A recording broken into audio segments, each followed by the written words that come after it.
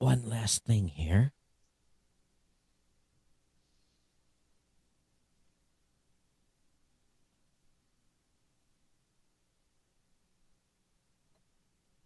And why aren't you connecting?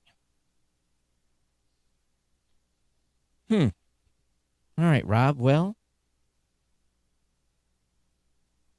Oh, that's why.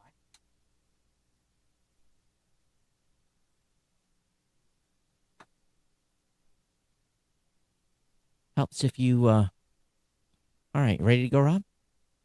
Sure. Oh.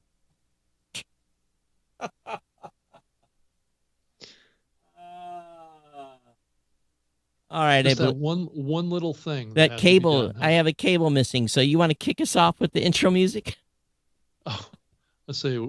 I'm trying to remember which button it is. I wasn't prepared.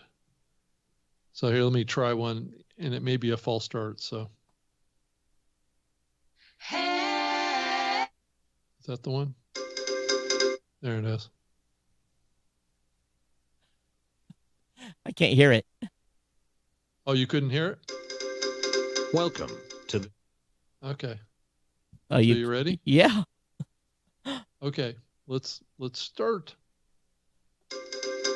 Welcome to the New Media Show, where each Wednesday at 3 p.m. Eastern, UTC +4, Todd Cochran and Rob Greenlee take their over 30 combined years of leadership in the podcasting space to discuss, dissect, and deconstruct the current podcasting news, forecasts, trends, and predictions. Now here are your hosts, Academy of Podcasting Hall of Famers, Todd Cochran and Rob Greenlee. Hey, Rob, how you doing? Well, I'm doing good, Todd. Wow, that intro really sets us up for high expectations, doesn't it? It does, and you know, I hit the button on my Rodecaster to get us started, and I'm looking like, where did the cable go? The cable must have fell off the. Wow. So Talk about falling off of the wagon here. Yeah. So what I had done was, remember we had the kitty cats here in the studio, right? Right, of course. And of course, I got the wrong logo on the other computer. I'll get that changed. So I had the kitty cats here, and they scratched up some of my soundproofing. Well, I got the replacement soundproofing in, and I had part of the studio pulled away here, and I must have pulled the plug that goes to the Rodecaster because that's all repaired and it all looks real nice fancy. and fancy like it used to be. And so anyway, I completely failed as a host to be adequately prepped, and plus I was dealing with concerns on bandwidth issues. That's still a thing. So right. Anyway, we are here. We're back. How's everybody doing? Well, as far as I'm concerned, I'm not sure we have a lot of other people that are able to input on that question, but they could, I guess, in chat, but it's not like we're on Clubhouse. Come on up and give us your input, right? Yeah, I mean, everything is proceeding. You know, it's always seems a little less, I guess, less involved on our part to pre-record interviews when we are so ingrained and set in what we do on the video side too. So it's good to get back to the video side of what we do live here. So it's good. Yeah, and I had recorded our interview with Dan Franks, and we had the video on that, but it just become kind of I ran out of time. I really did. So that's why there's only audio version of that. Maybe I'll go back and mess with it and see if always push that out later, I suppose. Yeah, I can update the post and put it in there. But anyways, matter of fact, just the interview I just done, they had listened to the show a lot, Rob. So you know what their favorite phrase is here on the show? What's that? Winner, winner, chicken dinner. So I want to give a shout out to the Metapod podcast and thank them for the interview today. And there's a lot of people that like chicken dinners, I think. That's true. What it comes down to. Yeah. And I'm pretty sure what I have done is this cable that I have to replace about every 2 to 3 years is on its second year. Last legs. And I've run over it enough with the seat that it's on its last leg. So I keep having an ear drop out. But, okay. So, yeah. Rob, I had and I'm sure there's going to be a newsletter out by a certain individual. I had a back and forth about advertising and measurement. And so let me run this past you. Okay. What do you think would be more accurate?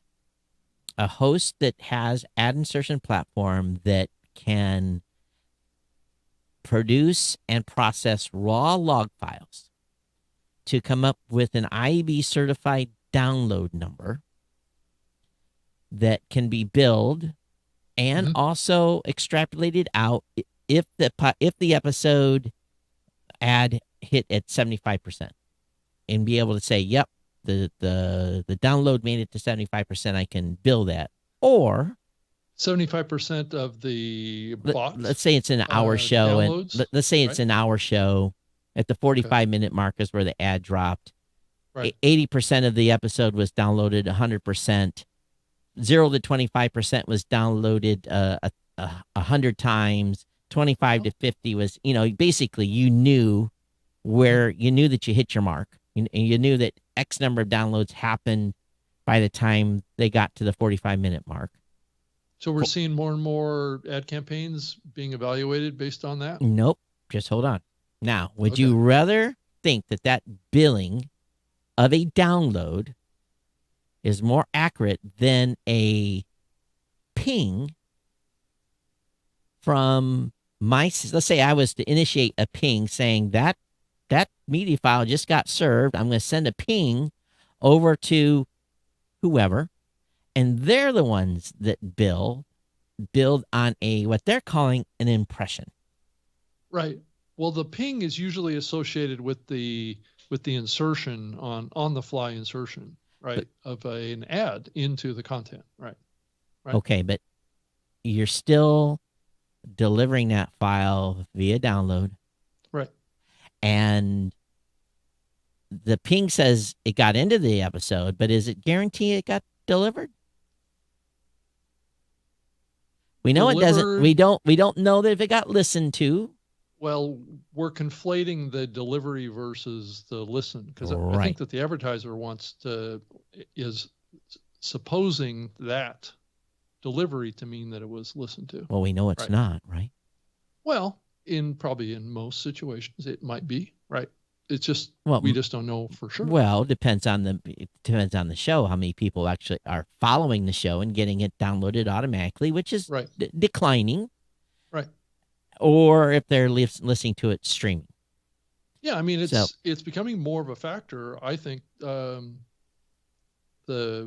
streaming view of this. So when a person hits play, right, it's going to batch download depending on their internet connection. Yep. A certain amount of the content, right? Yep. It's not very precise. It's not like streaming, and that's where the advantage of streaming is. You can be very precise. But no one is streaming. Right. Exactly. I want that word to be banished from podcasting, but it can't be. Right. So it's being progressive. It's being progressively downloaded. Right. So I think. But does it become less of a factor the faster the data connection?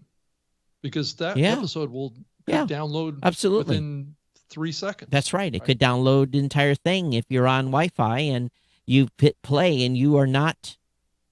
You're not in some apps. It's just the same as a download. As soon as you hit play, if you're not followed, it comes.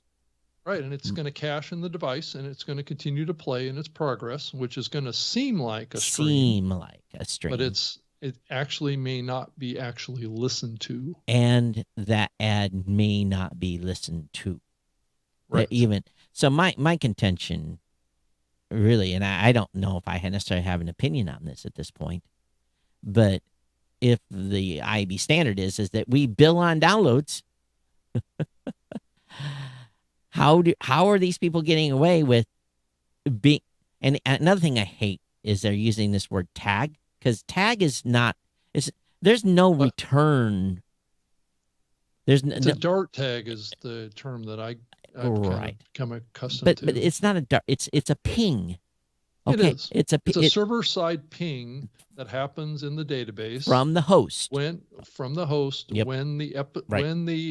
the ad has been injected into the content. Now, where this becomes a little bit more iffy is if the episodes with the ads are auto-generated prior to download, or if they're on the fly insertions. It's Now, still the same. Well, it's still the same, but the server has a different method of counting that, right? It's not a whole lot different, but it is a little different. If the episodes are pre-generated, right, then they're just sitting as separate episodes in there. Where some of the hosting platforms are actually auto-generating the MP3 Right, I know files that. I know that. per request. Per request, yeah. Right. We don't do So- that. Right. And a lot of platforms don't, but some do. Some do. But again, let's go back. Let's say they are. Let's say they're Mhm. auto-generating. Would you? Yep. Okay, if okay, let's just say Todd. Just hypothetically, we're. Hey, Rob, did you know we're auto-generating now? We deliver the ad at the point of request. Did you know that? And what we're doing now is we're sending a Dart tag ping to Umpty Squat to say that ad was delivered. And we sent them 100,000 pings. But when I run the log files, Right. the download number, is there supposed to be a delta? Should that number be the same? Because guess what? Technically, it shouldn't be the same. It can't technically. be the same. Right. Because what if I deliver to a bot? We get requests all the time from Well, a bot. Those have to be filtered out. Most ad insertion systems don't filter out bots on insertion. Well, that's Ah. that's going to inflate the numbers. So maybe they do. Maybe they've got a white list. Mhm. You know, and we're not supposed to use that term anymore. What are we supposed to use? I can't remember. But anyway, so I would contend that the most accurate billing number is still going to be a download. But, you know, I'm sure I will be fought tooth and nail on that by others. Well, we've talked about this before. The big reason why this is happening is because the ad buyers are wanting this, because it aligns with what they've been doing on the buying side, Right. on the online radio streaming. that's But been going on. are we lying to the media buyers? It's a little bit of a deception, I would say. It's not shell it's not game? the same thing. It's not the same thing. It is a little bit. It's trying to take something that's associated with streaming, real streaming. I'm not talking about, what it looks like. I'm saying actually that's the format, is streaming. I'm being told that most and conflating that with a download scenario, which is completely different delivery situation. I'm being told that a lot of these companies are billing on, again, we talked about this before, but I have yet to see an RFP that bills on impressions. Impressions imply, yeah, I showed your banner ad. I sent the Dart tag ping back to the server saying that banner got served. Right. That was an impression. And I've filtered that for junk, because I was able to send it from the website back to the reporting agency saying, hey, that banner just got served 1,000 times. Pay me $6. So, right. So the question really has to be asked then, and I don't know the answer to this, so maybe one of you that are out there listening to us getting all pissed off right now, is your system, when it does auto injection, in other words, at the time of request, are you guys looking at the IP? Are you looking at the agent? Are you looking at all that information to say, that's not a human? I'm doing every process I do in a real time, in a log file analysis. I'm doing everything in an instant. I'm doing everything in a log file analysis that if they're doing everything that let's say they're running the 800 lines of code that we run on every log file entry, and I don't know if that's the number, but I'm probably more than that. Are you running that 800 lines of code to make sure that's not on some list, that's not it's a bot. Are you doing everything to say, oh, let's just we'll just send them file without the ad and we won't report it? Or do you send the ad and not ping? Or do you send the report, ping, and then work it out later? And that's my question that I have. I know we got some smart people that are doing this, that listen to the show. So just educate me. Because if you tell me that you're doing all that processing to prove that that Dart tag that you're sending from your server, not coming from my webpage, if you're telling me that that is being filtered and conditioned and everything we do to come up with an accurate one, if you're doing all that, I'm satisfied. I'll quit talking about this. Yeah. I just don't think there's any technical way of doing it. I mean, what this is a hack on client-side metrics. Right. At the end of the day, this is what they're trying to get to with the realization that there's no client side. There isn't client-side metrics that we can aggregate. Sure. So, and this is just a way to appease the buyers. Yeah. In their ad campaigns to get those budgets. And it's using terms that they understand, they associate with. I mean, I got involved in this back when I was working for Podcast One all the way back in 2014. This is what Podcast One was doing, all these things. And it's just a little deceptive.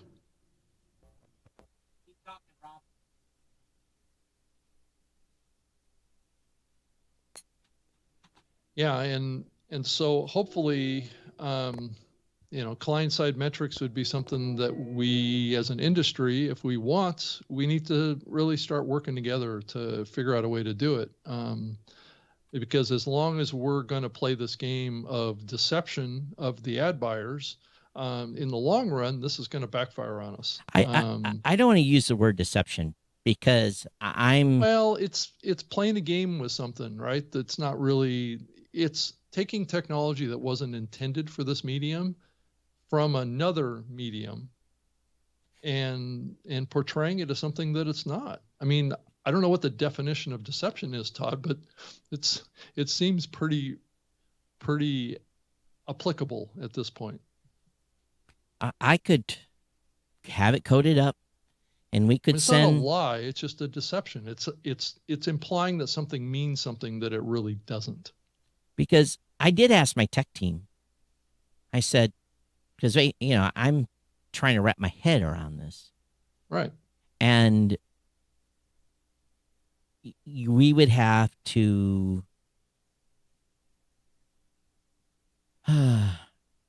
it would be a little bit of a delay on the delivery.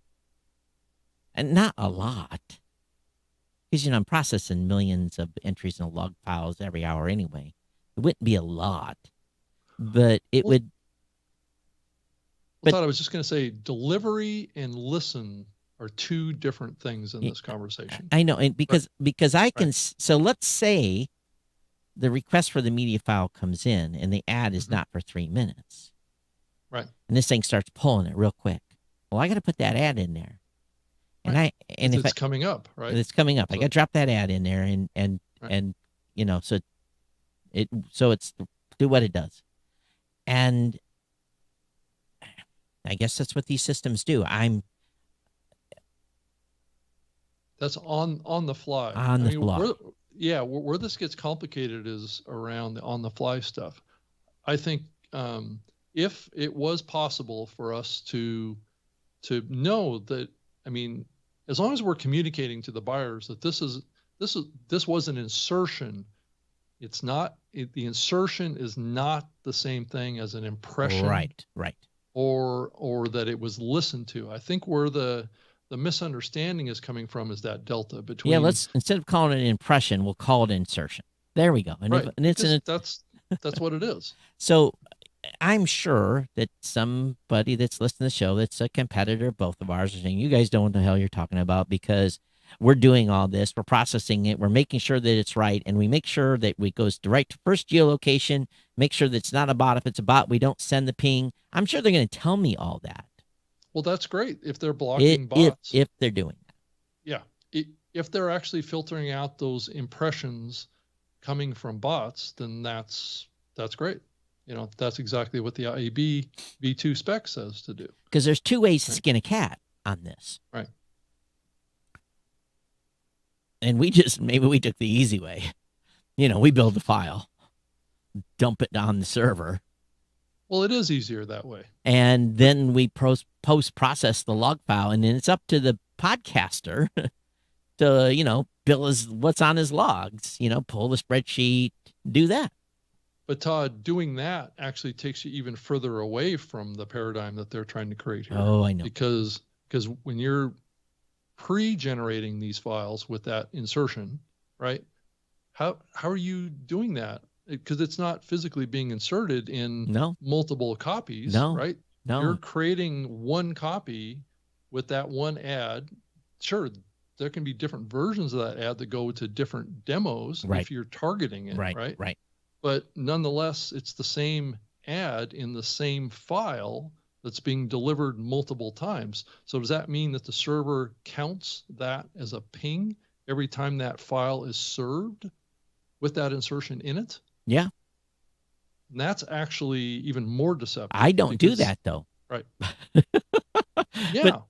Because it doesn't make sense to do it that way. And matter of fact, we serve different file names for each version of the show to keep church and state separated so that he can look at -1 and know that the GoDaddy ad went -1 and -2, the stamps.com ad went in and give that information. So,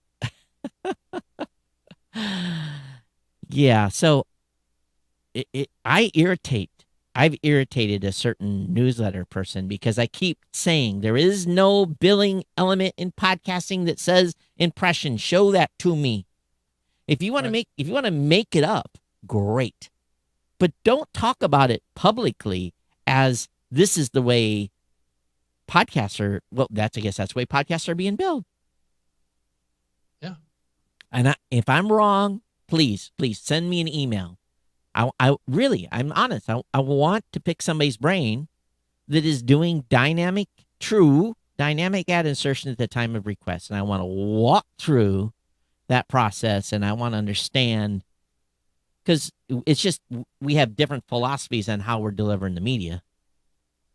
And the problem is using the term impression implies that was actually listened to by a listener. Rob, you and I would be run out of a town on rails if because that doesn't fit the dialogue. I know, but that is the truth. Because if we still cannot guarantee that ad was actually listened to. There's no mechanism to do that. Actually, you can't even actually accurately track when that ad was actually delivered. Log files I can. I can see if the data got delivered. Well, yeah, through that chunk of the data, right? So if you know that at certain download of a certain amount of that file, it at least got there past the ad, right? Yep. But each delivery is going to be wildly different, right? Yep. So you can't really say that if a person listened for 5 minutes, that they still could have got 25 minutes worth of the show. Right, and the ad is at the 6-minute mark. Right. You're not going to be able to tell you that can't in the tell. data. You can't tell. Right. This is why we've talked about this for a long, long time. And it's part of the reason why we want the client-side data. Because there's no way to prove someone listened to. If a media buyer is listening, what are you being told? What do you understand? Do we have any media buyers listening to the show? What are you being, what bill of goods are you being sold? Well, I accept in my briefings to media buyers, and maybe this is why I don't get $5 million worth of ad deals, because maybe I tell the truth. And I'm not saying other people are lying. Of course not. Okay. But when I tell media buyers, you're going to have to judge the campaign on performance. We're going to bill you on downloads, and if you're happy with performance, you write me the check. Because I cannot guarantee that your ad was listened to. Well, this is a lot better metrics, what we're delivering than broadcast radio delivers to advertisers. Yeah. And the only thing that it's less than is the data that's delivered to streaming radio Mm-hmm. platforms, right? That are using real streaming technology. And maybe, Todd, that's what's going to push this industry into real streaming. But I don't even know if that's going to entirely solve this problem. But I can still, I just did it yesterday. I followed a new show on Apple Podcast, and I downloaded 5 episodes, previous episodes. They're sitting on my phone right now. I've not listened to 1 second of the content. Right. And that's one of the big issues, right? And that guy got 5 from me, and he is a monetized show. So he gets to, bill a couple pennies. Well, Todd, guess why lots of folks want to get rid of that word download? I wonder why, Todd. Think about that. Well, guess what? They can wish in one hand. It's Right. it's not Right. going away. We're a streaming delivery medium now, Todd. Oh, yeah. Did you So- get the memo? Hey, Rob, did you know when you're on an airplane, you can stream a podcast Right. that you haven't subscribed to and downloaded? You can stream that bad boy. You can. Huh? Absolutely. Wow. It's magic. It goes across the air. So Well, let's play out a scenario, Todd. Let's say, in a couple of years, maybe some of these platforms, Spotify, whatever, start taking podcasts from us and putting them behind, HLS streaming servers. Sure. Right. Yep. They could do that. they're doing it already. They're signing shows. Right. So, Apple could do it. Yep. Whatever. But then they're caching the episodes. They're counting. They're hosting it on their own servers. Yep. Right. And that basically kills the whole podcast metrics system that we built. And the reason is because it's going to be truly an on-demand, when you're connected space. And the days of having to walk away and being able to go to Antarctica where there's no connectivity and listen to podcasts will be gone.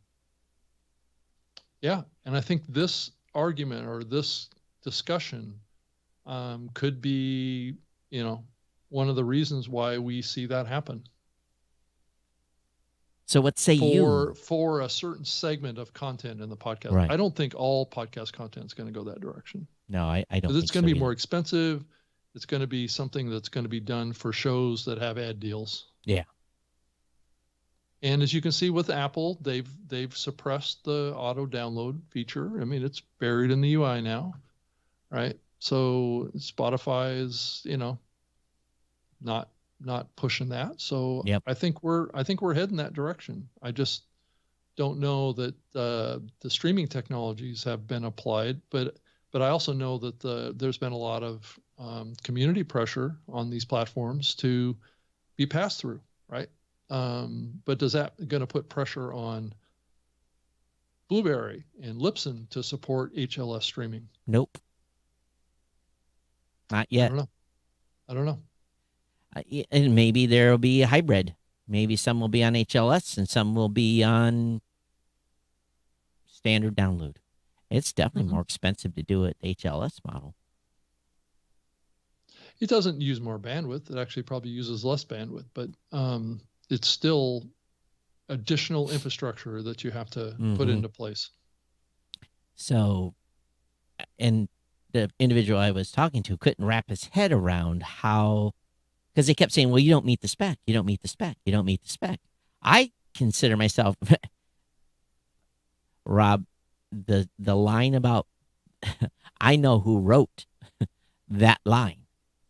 I know who wrote the additional sentence in the spec because I have every revision of that document that was ever made.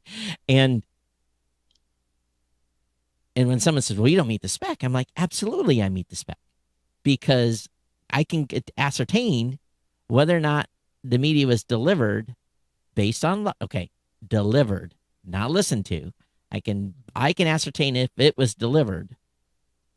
So if that download got to 51% and that ad dropped at 50%, then I know that it was delivered. It was delivered. But here's the kicker. The IB spec says all you have to do to count it as a 1 is get past a minute. And the whole thing is counted. And the whole thing's counted. So you get 3 ads in there, you count it as 3. Right. Now, if you're ethical, you'll go to your log files and you say, okay, we need to exclude 800 downloads because they only got to 25%. And if it was at 51% and there was 1,000 that didn't get to 50%, well, we need to exclude 1,800 from the billing. If you're ethical and you want to make sure that you keep your performance as high as possible. Because in the scheme of things, when I look at shows, this show included, about 90% of our audience, 95% of our audience gets the whole show. We get that final, ding, back, says, the whole file delivered. And we've got 600-700 that don't make it all the way, but everyone else does. So in the scheme of things, we're really talking about margins of error. So maybe it doesn't matter because ping was delivered, log file, it was delivered. So, what's a fudge of a couple of thousand downloads per show? Is it really going to make that? Well, depends how big the show is. But if the goal is to communicate to an advertiser listens, then that's where we run into the problem. Right. And that's why there's no billing metric that is an impression. There's a listen metric. It's not saying you can bill that. The download is the billable. So you can interpret the way you want. Most media buyers are not going to read the IAB spec. Probably won't care. You say, I'm IAB certified. Okay, that's how you do your billing is up to you. And as long as you're keeping the advertiser happy, then so what? And maybe my point here is so what? Do we quabble over 1,000 downloads on a show that's got 15 or 20,000 downloads that didn't get 100% delivered? Do we even worry about that? Right. Because we'll still be more accurate than radio. Yeah. Maybe not TV, but radio. But still, there's going to be a lot of the ad sales folks that come out of the online radio side that are going to sell impressions, right? So they're going to sell, this advertiser wants to come in and buy 1 million impressions on these 4 podcasts, right? Across this window of time. It's a 3-week window. They're going to run, a trough of impressions on Friday, a trough on Saturday, a trough on Sunday and Monday, right? Yeah. And that's going to be just based on, at the end of the day, it's just based on downloads. But they're going to translate that into saying there was 3 ads placed in each download, and they're going to count each download as 3 impressions. That's how it's going to be sold. So Podvader, whether or not it's accurate is it's the smoke and mirrors part here. So the perfect example here, Podvader says a couple thousand, fudge equals $50. Smiley face. So it really is fudge. It is. I agree. I mean it is. But at the end of the day, it's fitting into what the ad buyers are looking for. Right. It's giving them the narrative. That makes them feel, we got 100,000 impressions on podcast advertising last month. Boss is great. And that aligns with their ad buying at places like Pandora or music streaming on Spotify, right? Where there's pre-roll, post-roll insertions, right? That's the same terminology that's used over there. So they can say, well, just run the same campaign with podcasts over here. Give us this many impressions, and that's how it's being sold. And Podvader's right. If you don't have ads, why do you care? You don't. You don't You care, you right? you Why more would care. you care? Yeah, you don't Okay. care. You want to see how many more downloads you've got, how much audience you're growing. That's all you care about, Right, really. right, totally. You know, Right. and again, for indie podcasters, they're not making any money.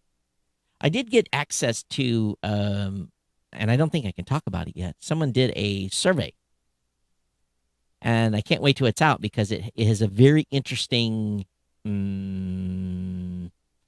How should we say it? How podcasters are making money.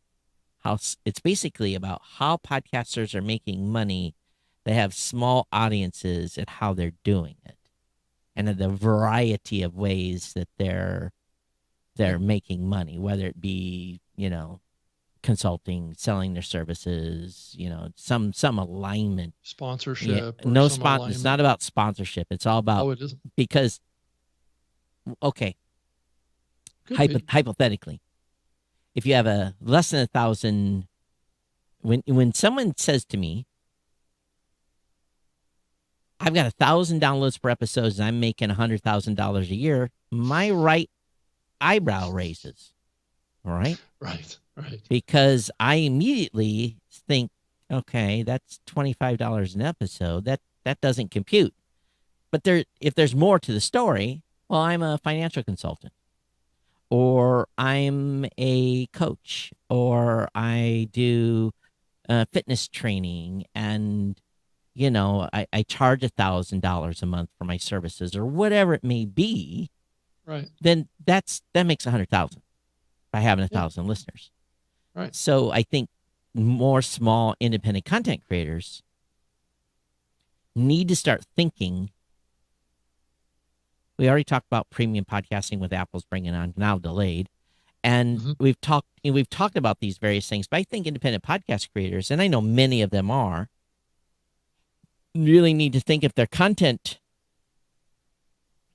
aligns with a business service, that's what they should be pursuing. They shouldn't, and again, many are, they shouldn't be pursuing podcast advertising, because you're Right. never going to make any money doing that. Yeah. But there's still this huge segment of shows, 50-60% probably, that are not doing content that will, if you're doing a show about people's recovery from an accident or some trauma or some, whatever it may be, Yep. that is not a show that unless you're in that business of doing, you're doing training on grief relief or whatever it may be, then there's not a good avenue to make $100,000 with 1,000 listeners. Yeah. In that case, then if you don't have that avenue through your content that you're currently doing, becoming a podcast consultant. That's why we have so many podcast consultants, because they can't build big shows. They say, well, I know how to do podcasting, so I can be a podcast consultant now. Because it is a fallback. Oh, I know how to do that, and I'm doing a show, so it works. Well, now there's 800 jobs listed in Pod Jobs right now. There's as part of 800 jobs. 800 listings for That's incredible. jobs. That's kind of a global thing right now, but it does speak to things that I've been saying on the show for a long time about how many people, like just example, LinkedIn, have podcasts in their description or in their work titles now. It's mind-boggling. And then now on Pod News, there's 800 jobs that are out there that people are looking for help in the area of podcasting. Of course, there's lots of areas here. It's not just, talking on a microphone, but it's ad sales, software, technology, marketing, biz dev, all sorts of jobs out there now. Well, it's refreshing that there is a job market out there, but you look at case in point, Podvaders in the chat room today, he went a long time. He was between jobs for a while. And, I'm sure that he wished there was 800 job listings a couple of years ago when he was on the job hunt. Yeah. He says, build a revenue. Don't damn any tributary, including advertising, but be realistic in the return for each tributary. I agree. Be realistic. because I still get people, oh, I want to do this. I want to say, oh, great. What's your rate? $600 an episode. And who are you? Good luck with that. What television show have you been on? Right. What world record do you have? What's your authority? And we're all authority. But I don't even think I could, if I went out, hey, can we get Rob? Based upon that, we should get about $5,000 for each of these episodes because we're providing consulting to 15,000 podcasters. Right. Well, Todd, we're doing it out of the heart. I know, but I'm just, so I think that is the case. Right. Yeah. So did you see this tweet thread from Julian Shapiro online talking about, because this dovetails to the conversation you're just having about kind of marketing of a podcast, right? And how and how important that is now. This tweet thread was talking about his recommendations on how to quickly grow an online audience and how he's helped other people do that. And kind of to start it off is a mix of writing, marketing, and startups. They say one audience building approach is YouTube, Twitter for viral distribution. I don't know about Twitter, about getting people to listen to your show on Twitter. I'm not sure that's the best way, but certainly YouTube has started to prove to be a pretty good place to try and reach new audiences. And then the next one, Todd, and you'll appreciate this one, blogging for SEO distribution, newsletters for maintaining relationships, and podcasts for deepening those relationships. So that's kind of, that cuts to the core of what podcasting is about. And then, I think those are the main things that he was talking about as core to marketing a podcast. There's a lot of little details, but I think high level, I think those are the most important ones. Well, I have definitely been doing things wrong. Because, yes, so if I go over to my YouTube channel, click on this, I go to your channel, and there we are live. So here's the success we're having with the show on YouTube. 35, 22, 20, 41, 21. That's kind of normal for views on YouTube. We have a great set. We have great content. And yeah, but I mean, let's be honest. We haven't really worked on optimizing that. No, but you would think. And also, they also say later in here is that you should split your episodes up into 8 to 25 minute segments to publish to YouTube. Definitely not what we're doing here. Right. All my 90 minutes. Yeah, hour 30, 58. Right.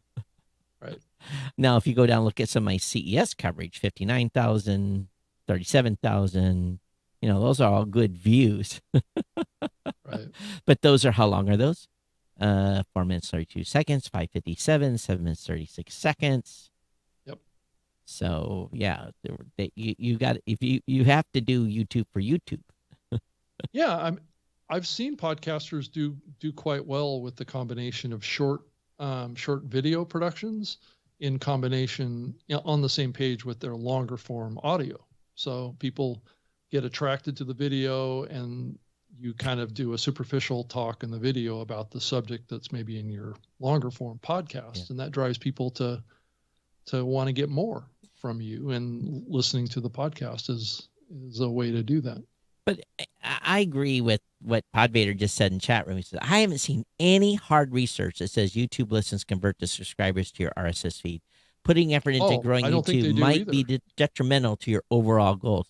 I mean, it depends on what your goals are, right? If you're trying to run advertising in your show, dynamic advertising, that's certainly not the strategy to go about. I had a nice lady that I talked to yesterday, and she's been doing a show. I guess I won't talk about the topic, but she says my podcast is on YouTube, and I'm like, great. I'm like, what's your website? And she said, I don't have a website. I said, oh, I said, who are you currently host? Well, I'm not currently hosting with anyone. I'm talking to you guys for the first time to put my audio on. I said, I don't want to ruffle your feathers. I said, technically, you have a YouTube channel currently. You don't have a Right. podcast. And Right. she kind of looked, she kind of, give me she was in her car. And I said, a podcast is something that can be follow or subscribe to technically by an RSS feed, or you can listen to it on Pandora, Spotify. So this is where, and I didn't want to preach to her because that's the last thing she wants to hear, but the definition of podcasting, as many have implied, is changing because, the stuff on YouTube, the stuff on Spotify technically is a podcast because they're pulling from an RSS feed. Right. Except for Spotify exclusive shows, which are not. They might be pulling from an Anchor RSS feed for all I know, but Right. but it appears that they're not being ingested. And I guess it's a technical stupidity at this point because there's so many different places to listen to shows. Well, to expand on this a little bit, this thread on Twitter from Julian Shapiro said how to grow a podcast. He has like 5 bullet points here. It says be YouTube first, do video interviews, split episodes into 8 to 25 minute segments, clips with SEO titles, get guests that are searched for on YouTube, swap the episodes into other show feeds. I'm not sure what he's meaning by that. People come by content and stay for the rapport, authenticity, and charisma. There's some interesting takeaways from that, but it does kind of play into what you were just saying, Todd, is that play to the medium. YouTube is a unique medium from podcasting. It's not the same, right? So trying to think that you're going to do your regular podcast over there isn't really a strategy that's going to work that well. So you have to cater it to that medium, and that medium over there, though, I think over the last couple of years the content's gotten a little longer over there about what people will watch. I mean, if you look at some of the ads that actually run in between the content, sometimes those are 45-minute ads that you see. Or 45-second. No, I'm talking 45-minute ads. So they're almost like content segments that people are publishing into YouTube in between the YouTube videos. So yeah, I pay whatever the $15 or $16 to have an ad-free YouTube experience per month, and I largely watch on YouTube now is series. Someone that is doing, I told you before, I was watching a lot of sailing series, and people building house series, and people dig ditching series, and whatever it is that I'm watching. And I do find, even myself, because I'm probably subscribed now to 100 YouTube channels. Yeah, I watch a lot of YouTube too. Is that, and some of them are monthly, some of them are weekly. But if that episode gets a little beyond 20 minutes, I skip it and come back to it later when I have a little more time, because that's about all I can afford is 1 or 2 segments at 20 minutes long in between something. So I would never watch my show for a full hour, or this show for a full 90 minutes on YouTube. There's no way, because watching is a completely different engagement factor than listening. I can listen to a 3-hour podcast, no sweat, but I could never watch a 3-hour YouTube video, because who has 3 hours? Well, I guess, Rob, you spend as much time on Clubhouse. You might have 3 hours a night to watch a 3-hour podcast, but I don't. I'm not actually spending as much time on Clubhouse Oh. here lately, just because I've been sucked into doing a lot of other stuff. But it's, I mean, occasionally I get invited in there, and I'll pop in there and spend time in there. If I get invited to be on a segment or on a session there. But yeah, I think that the whole YouTube thing needs to be thought of as something different from podcasting. I think it's got its own, like you were just saying, it's got its own kind of consumption behavior And if you that follows with it. and if you want to build your podcast from YouTube, then you got to do the YouTube consumption behavior. And like Julian said, it's got to be short, sweet, and engaged, and in and out. Right. So, And Todd, I mean, if we want to use this show as a little bit of an example of this too, I find that the shows that I like to watch in YouTube tend to be a little bit more visual. right, yeah. Like this show is not This is really not visual, right? I'm always amazed that 30% of my tech Right. audience watches the show. I'm like, what are you watching?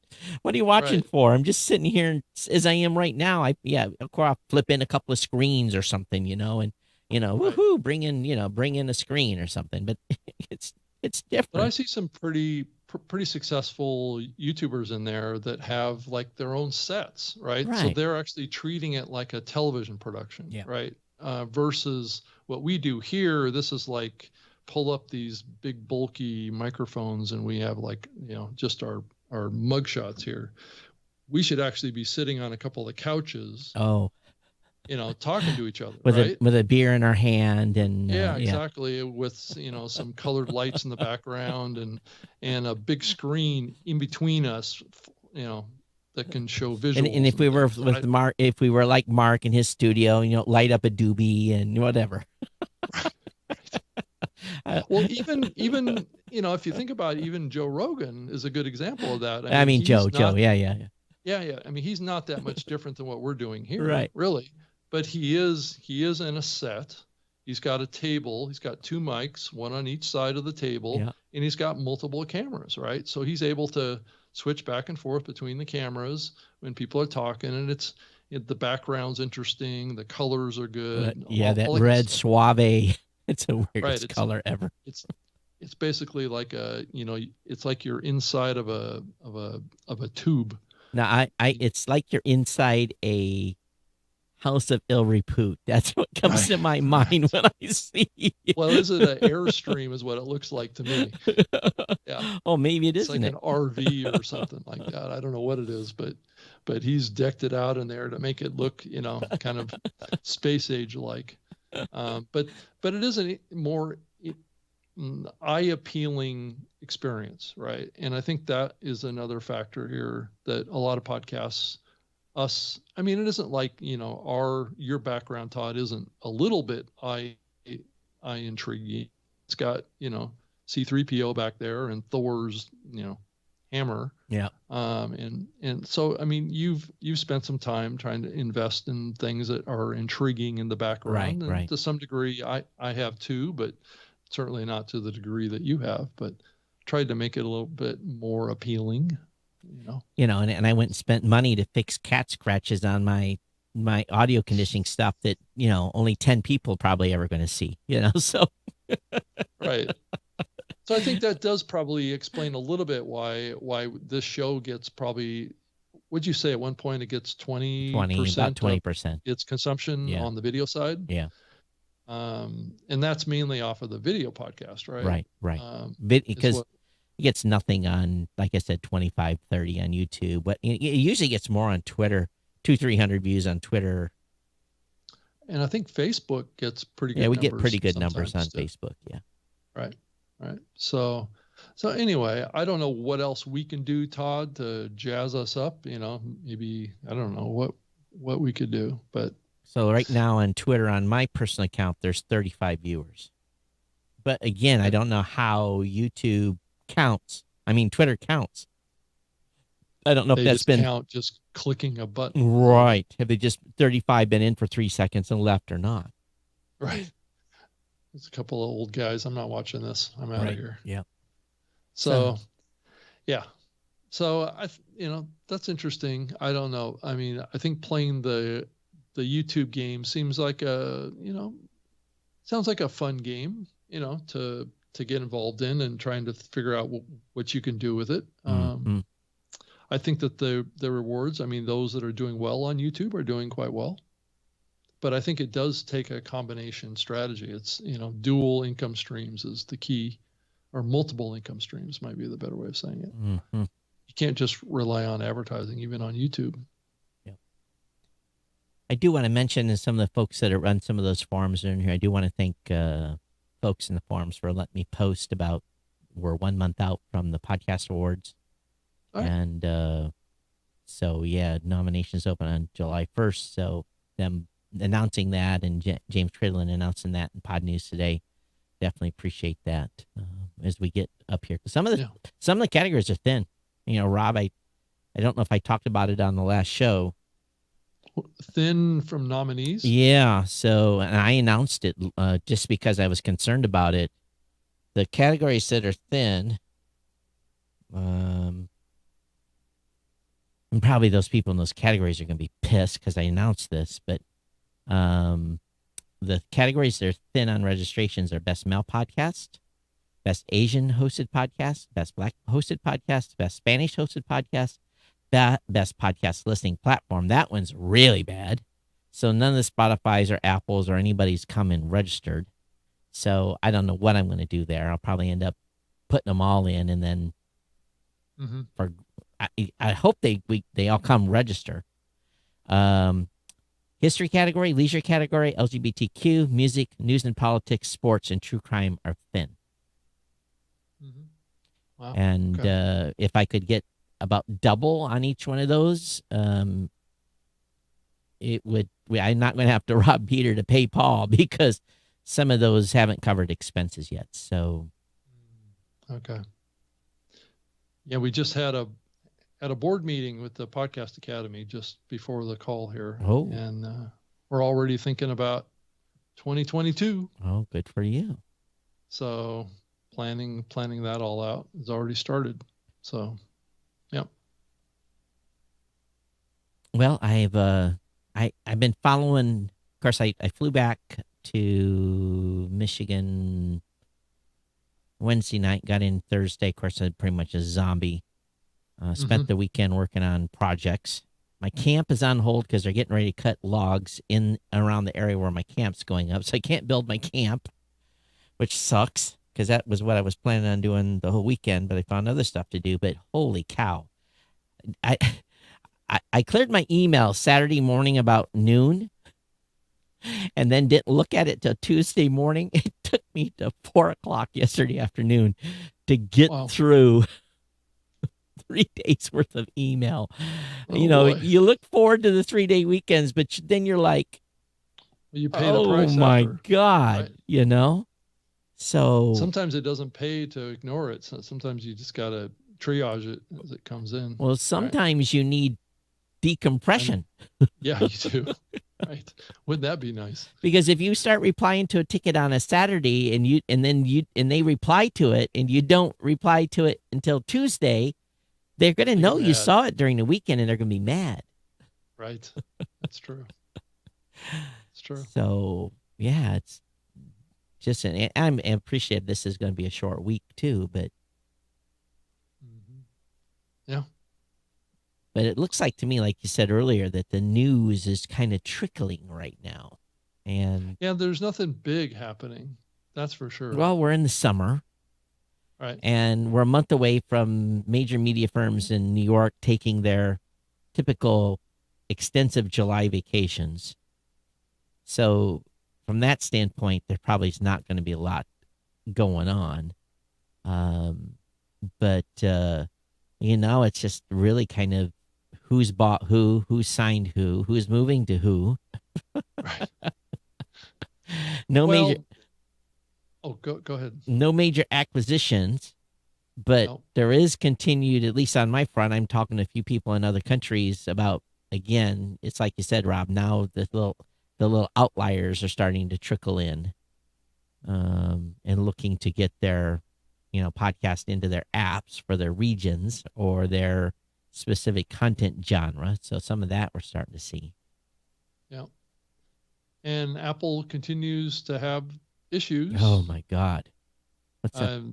I mean, I really wonder, how much damage that they've done to their reputation in the medium at this point. Can you I don't- now manually subscribe to a podcast in Apple Podcast? Did they take that away in the last update? Someone said they had. No, I can subscribe. It's not using that term. It's Oh, follow. follow. what it is. Okay, so Right. if it's not in the directory, How do you add one manually? So let me look at this again. Oh, manually. Oh, I see what you're asking. So Let's see. I think you go into you just go into edit in your library up in the upper you right go hand corner. and you go edit. And then add a show by URL. It's still there.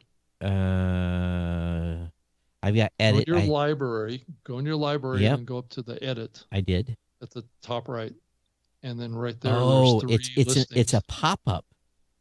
Yeah, what's a pop down? What is a station? New station. Oh, you search for a title? Add a show by URL? Mm-hmm. Yeah. So it's still there. It is there. It's just not as easy to find. So it's 2 levels down. Right. Right. Well, it's library edit. Yeah. So, okay, Apple, you're listening. Why not, when you go to the library, have latest episode, shows, download, saved, and then add podcast? Add a show by URL right in that menu system. Don't dump it in the edit button. I think they're trying to discourage people from doing it. That'd be the only reason I could think of, is just maybe there's just not as many people doing it or have an interest in doing it. Right. So that's why it's buried now. Which I could see it makes sense. Todd, we've been talking about the whole thing of cut and pasting RSS feeds on the part of listeners for years, and how we thought for sure that was going to go away eventually. Right. And I think where it still is going to continue, and many in the podcasting platform as we move into the subscription side, would like to still have the ability to offer a subscription. Right. By their own. That's more, across the industry versus just with Apple or just with Spotify. Right. Yeah. So that's one way to do it. So you get a custom URL from a company that offers a premium podcast service like each one of us do. And you just cut and paste it in here, and guess what? You get your subscription podcast you're good to go. Your Apple podcast. If you're using a low-level authentication username password. Right. Because there's no OAuth or anything like that built into these apps. It's just a basic username and password. Yep. Which is fraught with security issues if you're worried about people sharing. Yeah, it is. Most of these platforms, or most of this, I think there is an interest in locking it down more. I think Apple has done that with DRM, right? With their own subscription service, where they've locked it down. You can't share episodes. On the Apple's, which is delayed, right? Yeah. They've delayed it to when? Have they say June?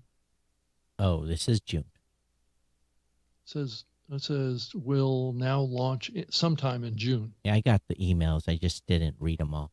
My understanding is the British Podcast Awards announced their nominees. Yep. And I'm trying to get to the list. 2021 nominations. So podcast.co in the UK is the company behind that. And they run the Podcast Awards in Britain, the British Podcast Awards, plus they run the Australian Podcast Awards too. Right. So we're definitely doing something wrong. They got Wondery, they got Acast. Oh, those are Wondery and Acast are partners with them anyway in their magazine. And I saw that Amazon sponsored it, just like they did the Ambies. I guess I need to figure out who these people are talking to, because they don't care about my awards. Well, I can share with you my contact there. Yeah, that'd be great. Let's see if we can get them to write a check. That'll help. Yeah, it would be good. That'll help. It would be good. Yeah, sometimes it's just about knowing the right person and seeing that right person. Yeah, that'd be awesome. Yep. Podvader says, I know a company creates a unique RSS for every episode. That's how they police sharing. Huh? There's other ways to do that too. So, but that's one way to do it. But that's awful painful to have a unique RSS feed for every episode. Yeah, that's kind of painful for the user. Very painful, not user friendly at all. So, All right, cool. Um, Oh, and I like the article that Tom Webster wrote a couple days ago I about haven't read it yet. the celebrity podcast, because there's been this talk in the industry about, how indies feel like they're getting left out Mm, because of all of the celebrities getting into podcasting. And I think that is a little overblown, just based on my own experience from it. And Tom kind of confirms that too. It's just because you're a celebrity doesn't mean you're going to make it in podcasting. oh, you know Just- that. You know that better than anyone. Yeah. Well, my year working at Podcast One, was pretty plain for me to see that. Right. So, it takes it, those folks don't always have the skills, to be successful audio producers. They do Just okay. because they're a big celebrity, movie star, doesn't mean that they have any idea how to connect with people at a personal level. They have good scripts when they do movies, and Yep. and their emotions are dictated. So, Right. I think that's the case. Okay, you're supposed to be happy now, be joyous during these next scene. Yes. Right. Right. Play it up. I think But- too that celebrities can be at a disadvantage because they've got super fans that are inundating them all the time and trying to get their attention, and paparazzi chasing them around. They just by nature can be a bit reserved just because of the ongoing intrusion into their lives. So I could see how it would be hard for some of them to open up in a podcast Right. because That and- you're putting more of yourself out there. That, and they tend to want to have everything done for them all the time. Hmm. Right. So they don't typically, from what I've seen, many of them don't want to take responsibility for anything. All they want to do is show up. And some people have the talent to do that. Other ones need to, get engaged, right? Get involved, be the source of the content. But you have to have a certain kind of personality in order to do that in podcasting and be successful. So, you just look at the successful talk radio hosts. Those guys just have raw talent that Right. connects with people, and can keep a topic flowing and keep it interesting. A lot of these celebrities, unless they have a script, they don't know what to do. Mhm. So it's not an easy path for many of them. So, but anyway, so there will be celebrities in podcasting that will continue, and it's been that way since the very beginning of podcasting's time. I say the more the merrier. Right. I'm not against celebrities getting involved in podcasting. I've worked with many of them over the years, and some of them are successful and some of them aren't. And just like anybody else, So I do I see a want. big difference. We should throw some props out to Mark Roment. He was Oh, yeah, right. inducted to the iOS App Hall of Fame. So I guess this is a big deal. Yeah, I sent out a tweet about it. I mean, he is recognized. His app is recognized as being one of the best for providing an app that supports visual disabilities. Right.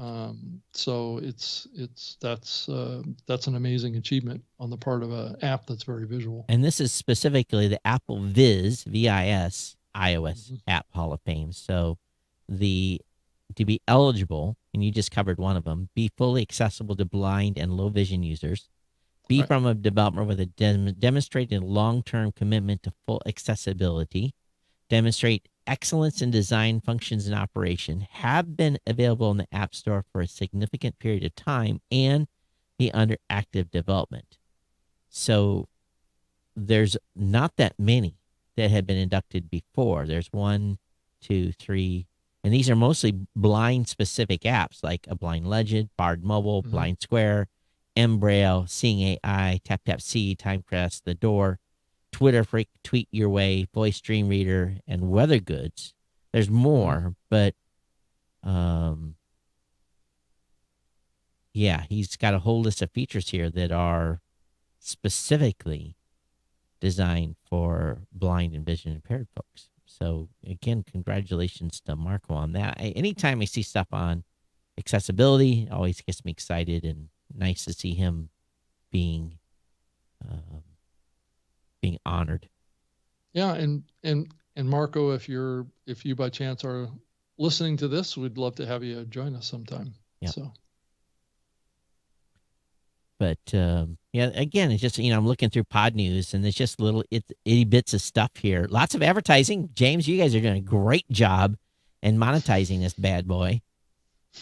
Yeah, you definitely you'll be able to afford your flight to the United States when you decide to come back. You're doing a good job. Well, the truth is Australia is a little locked down right now from travel. He's going nowhere. Right. He's going nowhere. And I've been watching the international travel thing a lot, and countries are starting to finally realize that, this is not over. Matter of fact, Vietnam right now is in utter lockdown, complete lockdown. Thailand. Complete lockdown. Oh, yeah. At least Hanoi and Saigon and Bangkok and parts of Thailand are again in complete lockdown. They're in their third, and people are starting to get pissed. They locked the whole city down in Vietnam for 38 new infections. I'm like, 38?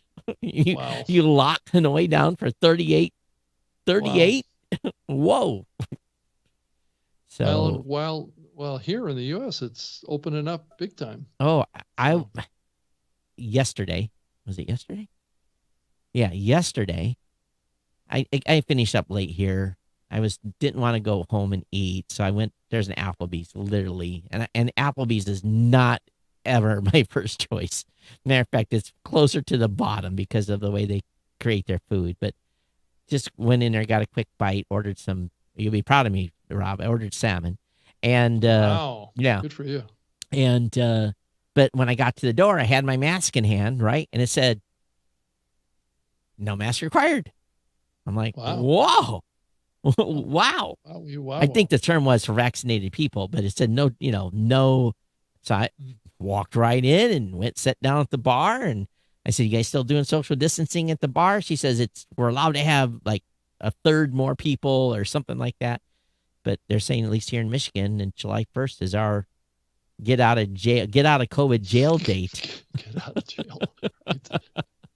Hey, Todd, I saw in the Pod News, it looks like James listed the podcast index data shows that Anchor plus Megaphone host 1.6 million podcasts out of 3.8 million podcasts available. So half of the podcasts. So James, why don't you go and now rerun that data? 41% of all shows. Okay. James, go rerun that data. We can give Megaphone all their probably shows are all active. So James, go rerun the Anchor numbers and tell me how many dead shows are at Anchor. Then the number of shows that have one episode or two episodes or three episodes, right? In the last 90 days. So let's say produce an episode in the last 90 days. Then let's look at the Maca. Let's rerun that again.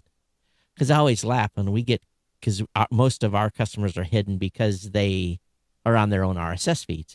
Mm-hmm. And so we get someone's, you guys, I said, well, you can believe what you must. Yeah, you guys don't show up in those RSS feed lists. No, right? you're going to have to do and we have many variations of the media URL too. So, and some of them don't say Blueberry at all. So, yeah. But 41% of all shows. Yeah. 3.8 million shows. Wow. Yet, let's, okay. Almost 3.9 actually. All right. We're pushing 4. Rob, you're doing a disservice here now. Come on. I know I am, but I'm just pointing out, how many shows are out there. And if you think about how many of them are basically dead shows, it's huge. 3,906,151. Only 436,000 of those shows have produced an episode in the last 30 days. Yeah. 621,000 of them in the last 60 days. So what is someone do the quick math here for me in the chat room. What's 621,000? What's the percentage of 3.9 million? Well, I know it's 3.2 million that are outside of that. That's right. Yeah. So I can just tell you that, right? Yeah, as Podvaders, it'd be great to see a number of active shows and the percentage hosted where. That's been put out 3 or 4 times, but again, probably the outliers there are any of the companies that produce a podcast plugin. So you got Right. Simplecast, you got us. We've got nearly 100,000 people on PowerPress. Not all those shows are active. Yeah. So It's a lot of shows that haven't put out an episode in the last 60 Yeah. or 90 days. yeah, it's a A lot. lot of over 3 million. I think the A lot. last time I saw a breakdown, it's been a while since someone did a breakdown. I've got a breakdown in our system. I know, but I'm not allowed to publicly talk about it. It's one of those numbers you have to little go close. you have to go figure it out yourself. Right. Daniel's written code, Podcast Index has code, Cridlin has code. He can do it. James can do it. Oh, Mhm. well, hey, speaking of James Cridlin here, so where is it? Afternoon Delight with Todd and Rob. Oh no, Oh, wrong yeah. It's not the right one. one. Wrong It's not the- one. Right. What happened there? Oh, I know what I did. I clicked it there. Oh, here, now let me do it. You have stolen my dreams. James Cridland.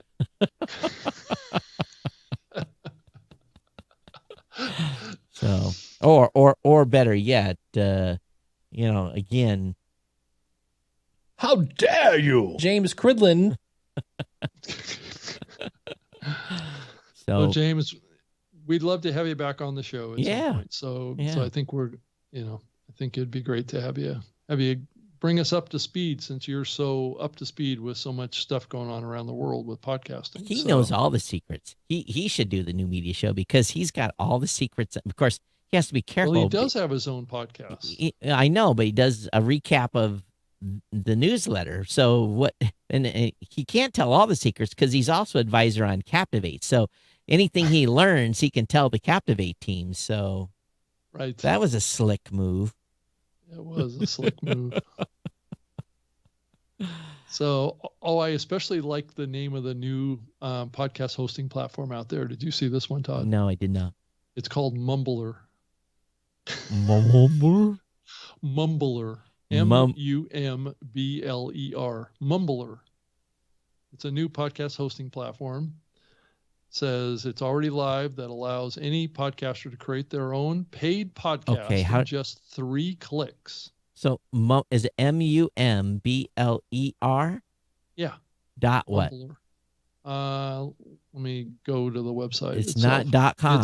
It's mumbler.io. Oh. Because I go to mumbler.com and they want money. Yeah, it's not that. Create your subscription podcast in less than 1 minute. Wow. Right. There you go. Start your podcast. How much? Create an account. It's all about. Let's go. It's about Start. subscriptions. Get paid for what you're doing. Right. How much can you make from your podcast? 800 subscribers at $7 a month. I don't know about that. I just like the name. It's not the most flattering term to use, Let's see. Who's the team behind Mumbler? and it's very English too. Let's see here. Paul Rodriguez is the co-founder, Tribucaster and business entrepreneur. What's Tribucaster? Jose I Carlos have no Cortizo, podcaster at N Digital, Tribucaster and business entrepreneur. Carolina Marino, product designer. Victor Correll, podcaster pro. I think this is I don't think these folks are in the United States. They look like it No, I might think be they're Spain. outside of the U.S. Yeah. Might be Spain or Yeah. potentially. Yeah, I think it looks like maybe English or Spanish, All right. but Well, I could be wrong. Oh. I think it is based in Europe. It yeah, looks like. good for them. Mumbler. I got some. Mumbler. Hey, you guys, if you're listening to the show, I've got 347 podcast related domains. Hit me up. You got some VC money? You know, that term mumbler doesn't bring to mind a perception of quality content, though. I'm not going to bash the name, but it is a weird. I'm not. It's I'm a not weird trying to pick. pass the name, but we should look up the definition of the word mumbler or mumble. What is that? Is that It's not a flattering. term? Let's just put it that way. Right? It's not flattering to a content creator to To be mumble. a part of a platform that's insulting. Oh, that wasn't the right way to do that.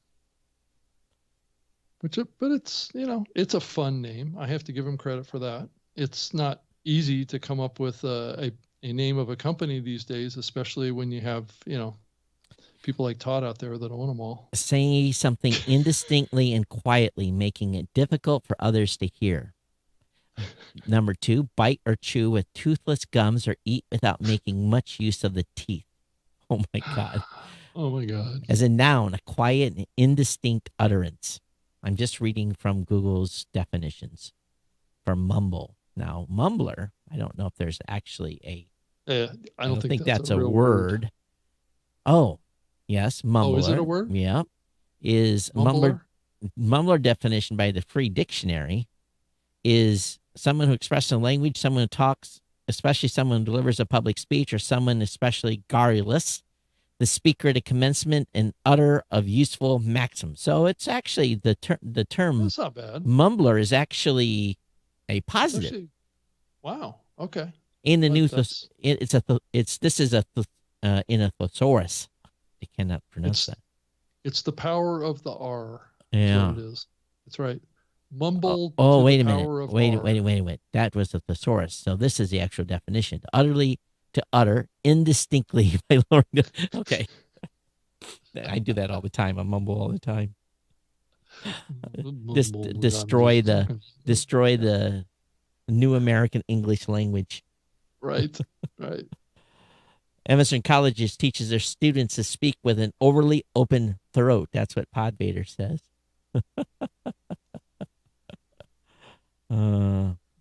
Yeah.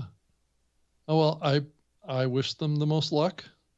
Yeah. Hope It it, looks like they're doing premium. So they're about the fifth company to join the premium play. So Julian Shapiro, we were just talking about his Twitter post. He actually just wrote me. So Oh, really? it says, Rob, I remember hearing you on Clubhouse. Great to see you here on Twitter. That's my whole message. Just wanted to say hello. So Okay. hi, Julian. You got to tell him his ears should be burning. We've been talking about him here on the show today. Right. Right. Yeah. So that's cool. All right. I was going to. I think we got to the bottom of the hour here. Oh, Todd. wow. We did. Holy cow. Good for you. Because I was like, hey, we're about done here. I think so. I think we're cooked. So one thing I am going to Well say done. is SpaceX continues to put Starlink satellites up. They're becoming so successful that Viasat now has went to the FCC and said this needs to stop because Viasat has got like $4.5 billion wrapped up into putting, I don't know if it's that much, 3 new satellites into the air. Yeah. And I'll go on record. I used to own Viasat stock. Right. I bought Viasat stock early in the days when they first introduced their internet connectivity, and it did well, and I dumped it because if you're holding Viasat stock, I would short the hell out of it because it is going to Starlink's going to beat the crap. they're out going of to eat their lunch. They are Right. going to eat, and I'm not an investor, stock advisor. I'm not any of those things. So just beware. You do it at your own risk. But Yeah. in my personal opinion, non-official, non-investor opinion, that stock is headed for the basement. Now they've got other stuff. Viasat is a much bigger company than just satellites. They do a lot of DoD stuff. So I've been in Viasat's offices before in a previous life. So, matter of fact, quite a bit.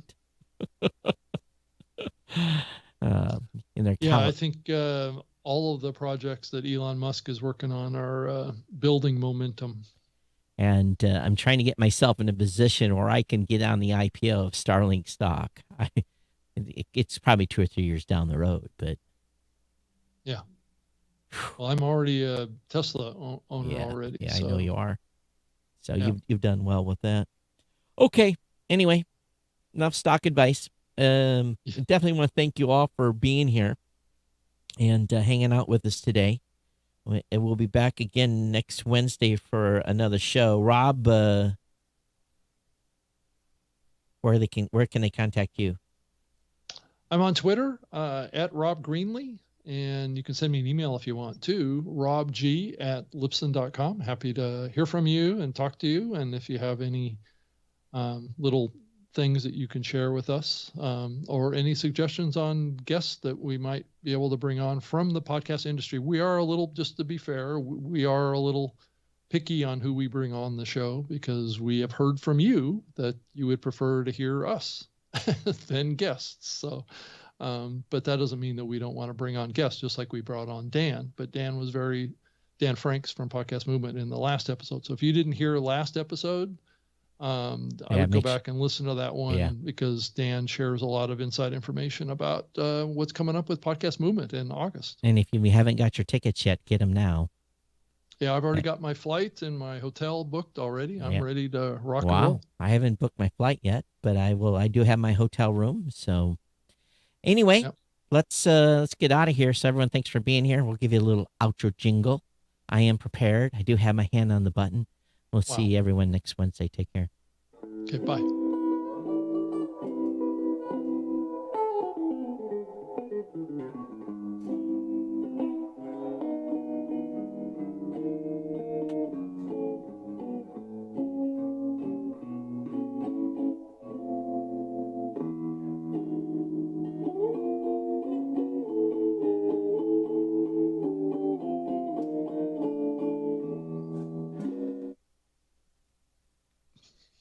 It just drives.